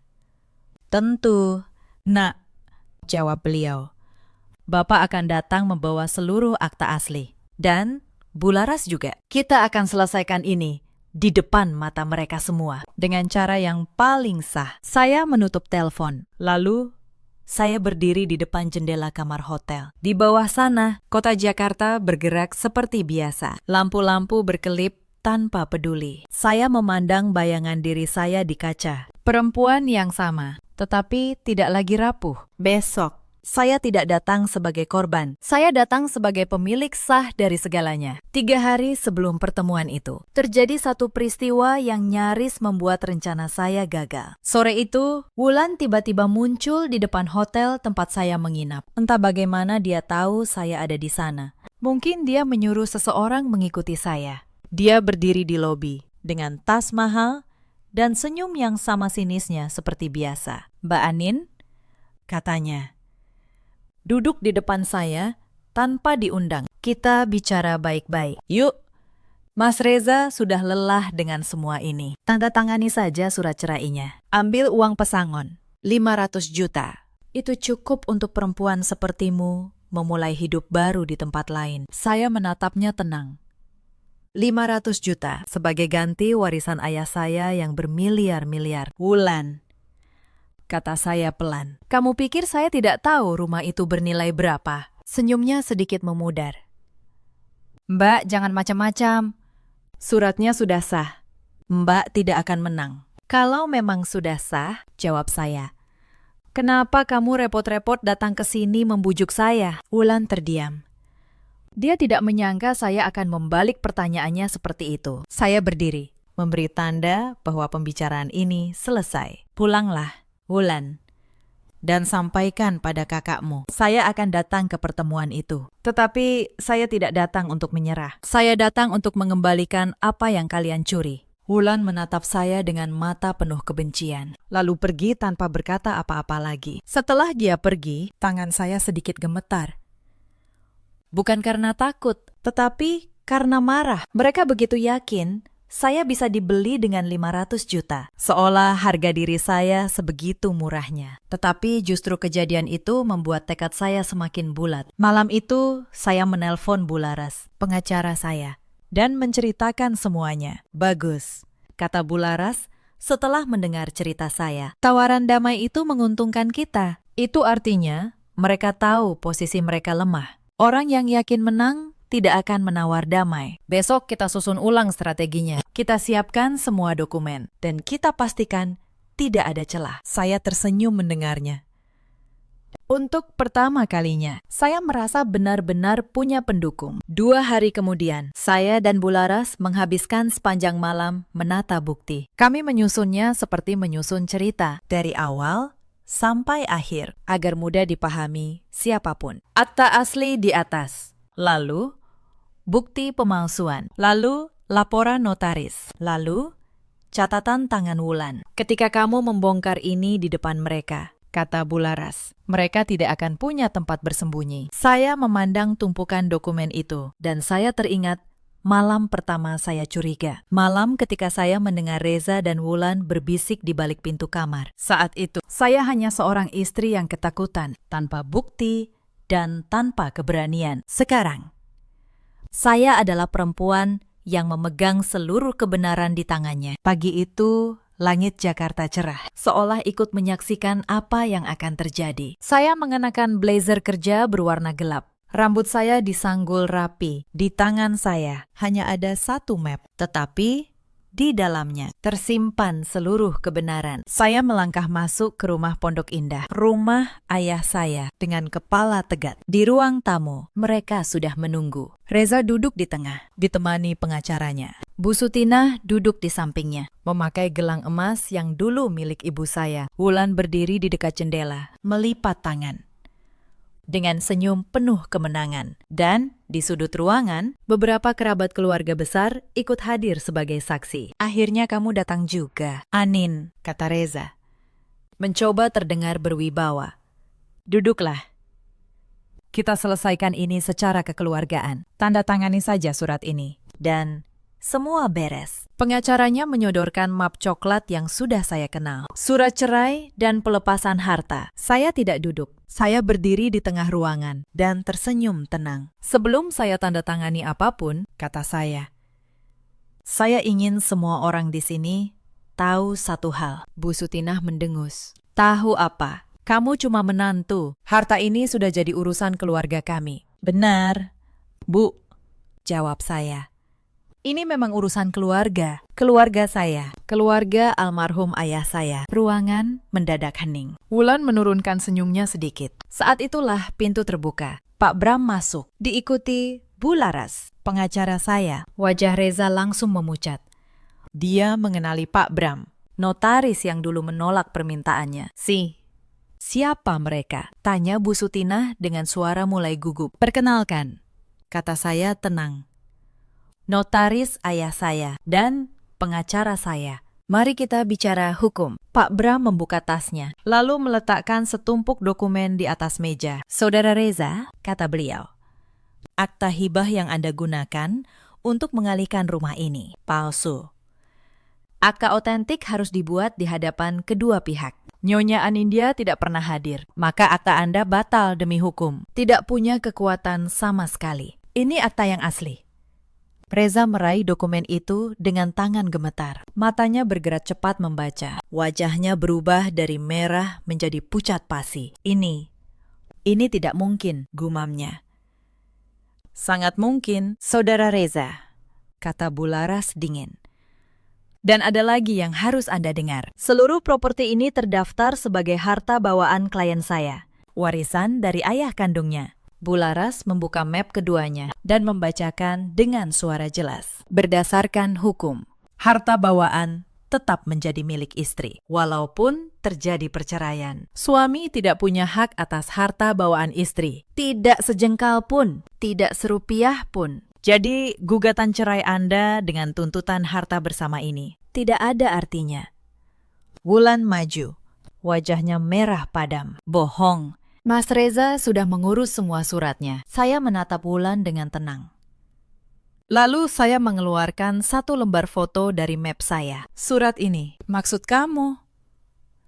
Wulan, kata saya, meletakkan foto catatan tulisan tangannya di meja. Daftar pembagian harta saya dengan tulisan tanganmu sendiri. Anin tidak akan tahu apa-apa. Wulan terdiam membatu. Wajahnya kehilangan seluruh warnanya. Kerabat yang hadir mulai berbisik-bisik. Beberapa menggeleng tidak percaya. Bu Sutina berusaha menyelamatkan keadaan. Itu cuma coret-coretan biasa. Anin, coret-coretan. Bu, kata saya, yang membagi rumah, ruko, dan mobil milik almarhum ayah saya. Saya mengeluarkan dokumen demi dokumen, meletakkannya satu persatu di atas meja. Ini bukti pengalihan rumah yang Anda ajukan dengan tanda tangan curian. Ini laporan dari notaris yang Anda pakai, yang mengakui tidak pernah memverifikasi saya. Dan ini surat wasiat ayah saya, yang menyatakan semua ini milik saya seorang. Reza terjatuh ke kursi, kepalanya tertunduk. Anin, dengar dulu. Aku bisa jelaskan. Jelaskan apa, Mas? Kata saya. Suara saya tidak meninggi, tetapi setiap kata terasa berat. Jelaskan kenapa kamu menutup halaman surat itu dengan tanganmu, supaya aku tidak membaca. Atau jelaskan kenapa kamu menyuruh ibumu mengusirku dari rumah yang dibangun ayahku. Reza tidak menjawab. Tidak ada yang bisa dia jawab. Bu Laras melanjutkan dengan suara tegas. Saudara Reza, Saudari Wulan, dengarkan baik-baik. Pemalsuan akta otentik adalah tindak pidana dengan ancaman pidana penjara. Klien saya berhak melaporkan kalian ke pihak berwajib kapan saja dia mau. Mendengar kata penjara, Bu Sutina langsung berdiri lalu jatuh berlutut di depan saya. Amin. Nak, maafkan ibu. Ibu hilaf, tolong jangan penjarakan anak-anak ibu, ratapnya. Saya menatap perempuan yang dulu mengusir saya dari rumah ini tanpa belas kasihan. Perempuan yang memakai gelang ibu saya sambil menyuruh saya pergi. Hati saya tidak bergetar. Bu, kata saya pelan. Dulu saya memanggil ibu seperti ibu saya sendiri. Saya menyerahkan dapur, keuangan, bahkan harga diri saya demi menjaga keluarga ini. Dan ibu membalasnya dengan mengusir saya, lalu membagi-bagi warisan ayah saya. Sekarang, ibu berlutut. Tetapi keadilan tidak bisa dibeli dengan air mata yang terlambat. Wulan, yang sejak tadi membatu, tiba-tiba berteriak, "Ini tidak adil. Kami juga butuh hidup." Saya menoleh padanya dengan tenang. Butuh hidup, Wulan. Maka bekerjalah seperti ayah saya dulu. Beliau membangun semua ini dari nol, bukan dengan mencuri tanda tangan orang lain. Wulan terdiam. Untuk pertama kalinya, dia tidak punya kata-kata sinis untuk dilontarkan. Saya berpaling kepada seluruh kerabat yang hadir sebagai saksi. Bapak, Ibu sekalian, kata saya tidak datang untuk mempermalukan siapapun. Saya datang untuk mengembalikan apa yang menjadi hak saya. Hak dari peninggalan ayah saya. Mulai hari ini, rumah dan seluruh properti ini kembali atas nama saya secara sah. Bu Laras mengeluarkan dokumen terakhir, akta tandingan yang sudah disahkan. Pengalihan palsu sudah dibatalkan oleh notaris dan didaftarkan ulang atas nama yang sah. Rekening yang sempat dibekukan juga sudah dikembalikan sepenuhnya kepada klien saya. Secara hukum, semuanya selesai. Tinggal satu pertanyaan, apakah ini akan dibawa ke ranah pidana? Semua mata tertuju pada saya. Reza menatap saya dengan tatapan memohon. Saya menarik napas panjang. Saya memikirkan ayah saya dan apa yang akan beliau inginkan. Saya tidak akan melaporkan kalian ke polisi, kata saya akhirnya. Mereka tampak lega sejenak. Tetapi dengan satu syarat, kalian bertiga harus pergi dari rumah ini hari ini juga. Selamanya. Tidak ada yang membantah. Reza menandatangani surat cerai. Kali ini atas kehendak saya. Bu Sutina melepas gelang emas ibu saya dan meletakkannya di meja dengan tangan gemetar. Wulan mengemasi kopernya dalam diam, tanpa berani menatap mata saya lagi. Satu persatu, mereka keluar dari rumah yang dulu mereka kira sudah menjadi milik mereka setelah pintu tertutup di belakang mereka. Rumah itu terasa hening untuk waktu yang lama. Saya berdiri sendiri di ruang tamu, di tengah rumah yang dibangun ayah saya. Pak Bram menepuk bahu saya pelan. "Ayahmu pasti bangga, Nak," katanya lembut. Saya tersenyum. Dan untuk pertama kalinya dalam berbulan-bulan, air mata saya jatuh tanpa beban. Hari itu menjadi akhir dari satu babak dan awal dari babak yang baru. Tetapi cerita tidak berhenti begitu saja. Ada hal-hal yang ingin saya ceritakan setelahnya. Karena keadilan bukan hanya soal merebut kembali apa yang hilang. Keadilan juga soal bagaimana kita memilih untuk hidup sesudahnya. Beberapa hari setelah kejadian itu, kabar mulai tersebar di antara keluarga besar. Para kerabat yang dulu diam, kini mulai bersuara. Mereka melihat sendiri kebenarannya. Banyak yang datang meminta maaf pada saya, karena dulu pernah ikut menyalahkan saya. Saya menerima mereka dengan hati terbuka. Saya tidak ingin menyimpan dendam pada siapapun. Reza, mantan suami saya, ternyata jatuh lebih dalam dari yang saya bayangkan. Tanpa harta saya, dia tidak punya apa-apa. Pekerjaannya sudah lama dia tinggalkan. Saya mendengar dia kini menumpang di rumah kontrakan kecil, dengan utang di mana-mana. Utang yang dulu dia buat dengan menjaminkan akta palsu, yang kini sudah tidak berlaku. Wulan, yang dulu memamerkan map biru itu, juga kehilangan segalanya. Mobil yang sudah dia incar tidak pernah menjadi miliknya. Begitu pula ruko yang dia idamkan. Saya dengar dia kembali tinggal di kampung, bekerja serabutan untuk menyambung hidup. Setiap kali saya teringat senyum sinisnya dulu, saya hanya bisa menggeleng pelan. Bu Sutina, ibu mertua saya, pindah ke rumah Wulan di kampung. Gelang emas ibu saya yang dulu beliau pakai, kini sudah kembali ke tangan saya. Saya menyimpannya bukan sebagai kemenangan, tetapi sebagai kenangan akan ibu saya. Kadang saya berpikir, andai dulu beliau memilih menyayangi saya, hidupnya pasti berbeda. Tetapi saya tidak menghabiskan waktu memikirkan nasib mereka terlalu lama. Saya punya hidup yang harus saya bangun kembali. Mimpi yang dulu sempat saya tunda. Butik saya di Kemang, yang dulu hampir mereka rampas, kini saya kelola dengan sepenuh hati. Saya merekrut karyawan baru. Saya melatih perempuan-perempuan muda yang ingin mandiri. Mbak Sari,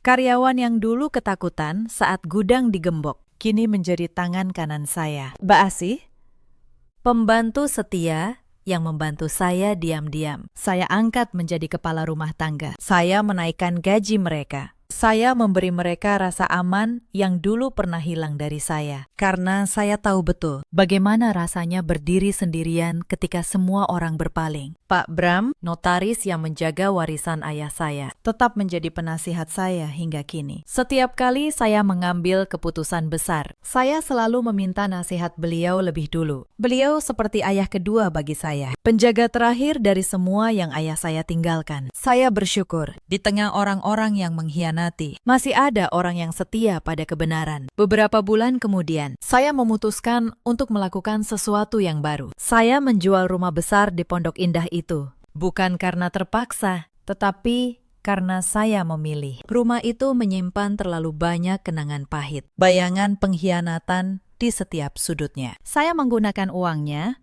untuk membangun sesuatu yang lebih berarti dari sekedar rumah. Saya mendirikan sebuah rumah singgah bagi perempuan-perempuan yang mengalami kekerasan. Tempat di mana mereka bisa belajar hukum, belajar berdagang, dan menemukan kembali harga diri. Saya menamainya dengan nama ayah saya, supaya namanya hidup dalam kebaikan, bukan dalam perebutan. Setiap kali melihat seorang perempuan bangkit dari sana, saya merasa ayah saya tersenyum. Suatu hari, seorang perempuan muda datang ke rumah singgah itu sambil menangis. Ceritanya mirip dengan cerita saya. Suami dan mertuanya berusaha merampas warisan orang tuanya. Saya duduk di sampingnya, menggenggam tangannya, dan menatap matanya dalam-dalam. "Dengar," kata saya, "kamu tidak sendirian, dan kamu jauh lebih kuat dari yang kamu kira. Saya membantunya seperti dulu Pak Bram membantu saya. Saya carikan pengacara untuknya. Saya temani dia mengurus dokumen, menghadapi keluarga, dan memperjuangkan haknya. Beberapa bulan kemudian, dia menang.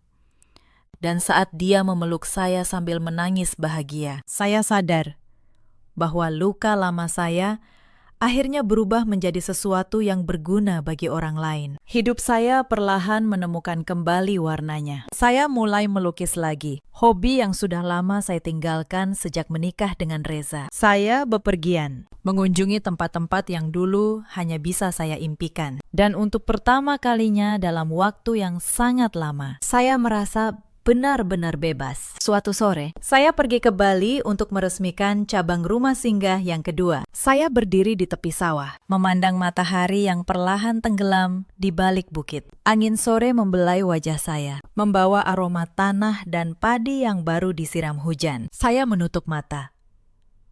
Dan untuk sesaat, saya merasakan kehadiran ayah saya di sekeliling saya. Saya teringat dulu, ketika hidup terasa seperti secangkir teh pahit yang harus saya telan. Rasanya begitu menyiksa saat itu, tetapi justru karena pahitnya, saya kini menghargai manisnya. Kalau saja saya menyerah di hotel kecil itu, saya tidak akan pernah sampai di sini. Kalau saja saya percaya bahwa saya lemah, mereka pasti sudah menang. Malam itu, di kamar penginapan saya yang menghadap sawah, saya membuka buku catatan saya. Saya sedang menulis sebuah buku, sebuah memoir tentang perjalanan saya selama ini, tentang seorang perempuan yang dikhianati, dijatuhkan, lalu bangkit lebih kuat dari sebelumnya. Saya menulis di halaman pertama, untuk semua perempuan yang sedang berjuang dalam diam. Sebelum saya tutup cerita ini, ada satu bagian yang belum saya ceritakan kepada Bunda. Bagian tentang hari ketika saya pergi sendiri ke kantor cabang utama bank itu. Hari itu, sehari setelah saya tahu rumah saya dialihkan. Saya datang ke bank dengan tenang. Saya membawa kartu identitas, sertifikat asli yang baru saya ambil dari Pak Bram, dan keberanian.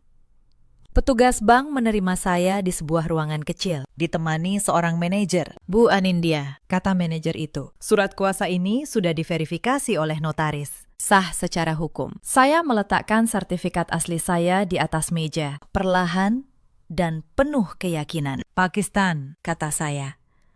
Bandingkan tanda tangan di surat kuasa itu dengan tanda tangan saya yang ini. Manajer itu mengambil kaca pembesar, lalu memeriksa keduanya dengan saksama. Keningnya berkerut. Saya tahu, dia mulai melihat perbedaannya. Tanda tangan di surat kuasa ini agak berbeda. Gumamnya pelan. Tentu berbeda, kata saya.